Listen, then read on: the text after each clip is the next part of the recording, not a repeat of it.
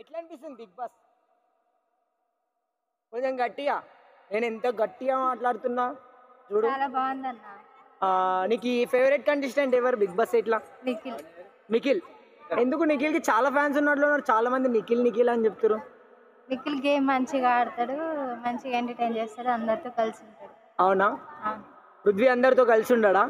ఉంటాడు, బట్ నిఖిల్ కంటే ఎక్కువ ఉండడు. అవునా? నబిల్ అందరితో కలిసి ఉండడా? అవినాష్ అందరితో కలిసి ఉండడా? కలిసి ఉంటారు వాళ్ళు. మళ్ళా అంతమందిలో నీకు నిఖిల్ ఎందుకు ఇష్టం? ఏమో ఇష్టం. అంతేనా? గేమ్ మంచిగా ఆడతాడు. గేమ్ ఓకే, గేమ్ మంచిగా ఆడతాడు. ఇంకా విష్ణుప్రియ గేమ్ ఎలా అనిపిస్తుంది? మంచిగా ఆడుతుంది. రోహిణి గేమ్ అంతా ఆడదు కానీ ఎంటర్టైన్మెంట్ బాగుంటుంది. ఎక్కువ అరుస్తుందా?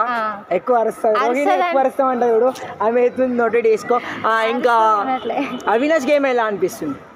అవినాష్ మంచిగా ఆడతాడు, జోక్స్ కామెడీ బాగుంటది.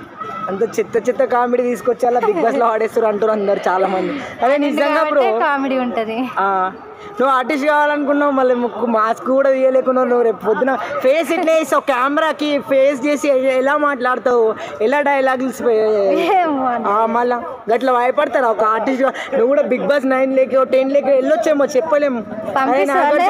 నాగార్జున నీకు ఆపర్చునిటీ ఇవ్వచ్చేమో, చెప్పలేము కదా. ఇచ్చినాక చెప్తాలే.